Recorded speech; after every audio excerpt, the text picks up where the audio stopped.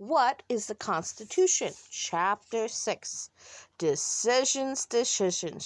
Should a 20-year-old or a foreigner be head of the U.S. government? What should be done if that leader acts badly and breaks laws? Do ordinary citizens know enough to vote for a president? How long should each member of Congress serve? Should Supreme Court justices keep their jobs for life? Decisions. The framers had so many questions to debate in order to put together a brand new government. Even once the central issues were solved through compromise, today we can see their answers in action in our government. In its 11 years as a country, the United States hadn't had anyone in charge, but that had led to problems. A leader was needed to command the armed forces, to deal with foreign nations, and to guide the United States in an emergency. The delegates were willing to have a strong head, but not too strong. No king or tyrants wanted. For this reason, some delegates were afraid of having just one person at the head of government. It sounded too much like a ruler. They suggested 3 executives, one for each part of the country. After days of debate, the delegates decided that there would be just one head of the nation, to be called president. The president had to be at least 35 years old and born in the United States. America's youngest presidents have been Theodore Roosevelt, who was 42, and John F. Kennedy, 43. Although the president would be named commander-in-chief, could he act on his own to declare war on an enemy? No.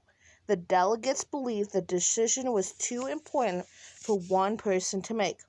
Only Congress could send the nation into war. The president could suggest laws, but not make laws. That was the job of Congress. But the framers did give the president a special power to veto. Say, veto. Veto means the president stops the bill from Congress by refusing to sign it.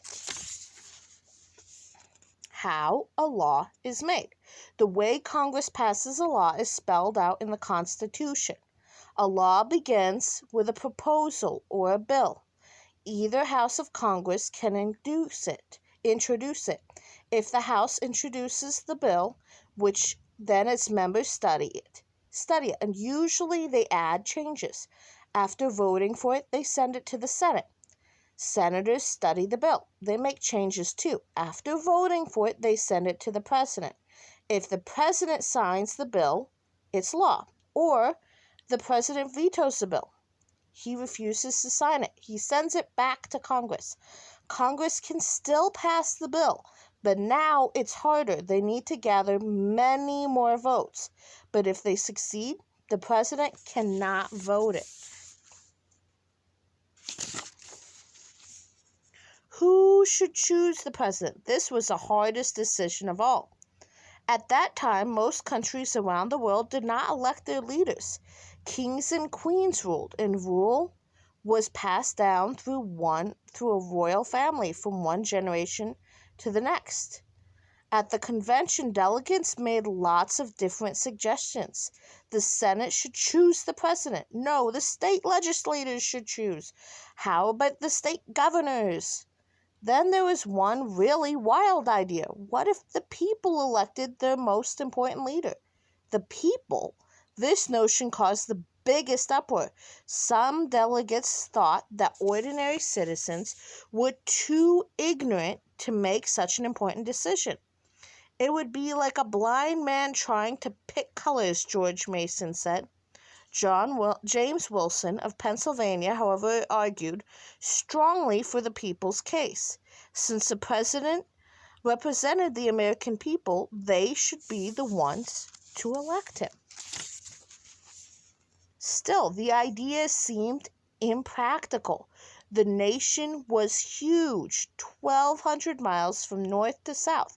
How could voters from Georgia learn about the candidates up in New York? News traveled very slowly and was hard to get. Newspapers was just a few pages long and came out only once a week, plus only cities had them. Rough frontier towns to the west often got news that was months old. The delegates circled to nagging questions again and again. 60 times votes were taken on how the president should be chosen. In the end, they voted for the people, but a very complicated system was set up to do it called the Electoral College. Once the president was elected, how long should he serve? For life, said Alexander Hamilton.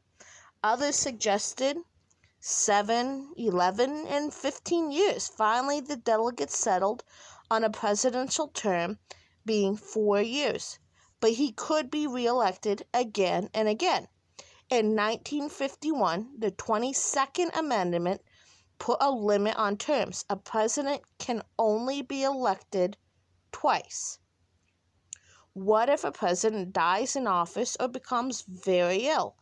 What then? The delegates created the role of a vice president, someone who may counsel the president and be second in line to take over if necessary.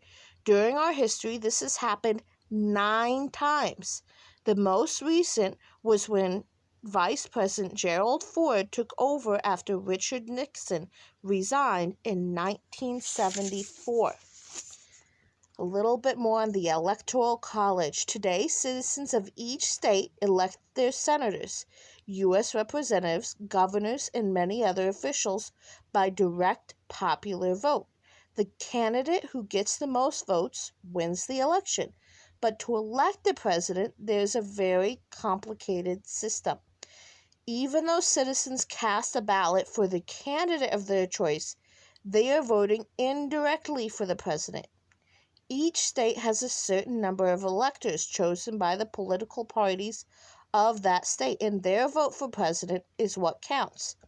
This complicated system can result in a president taking office whom the majority of Americans did not vote for.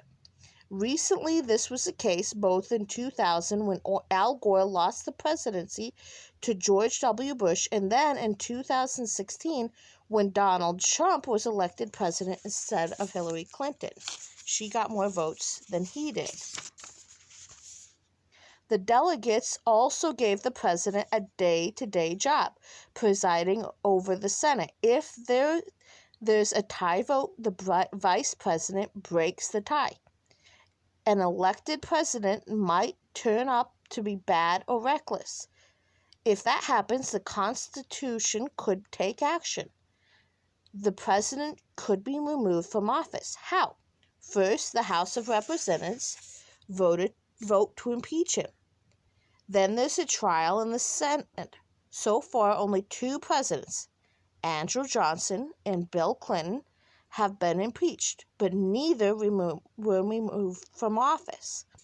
When the delegates turned their attention to the Supreme Court, decisions were easier to make. Delegates were very familiar with how courts worked. About half were lawyers themselves. They set up a Supreme Court with 9 judges to act something like referees.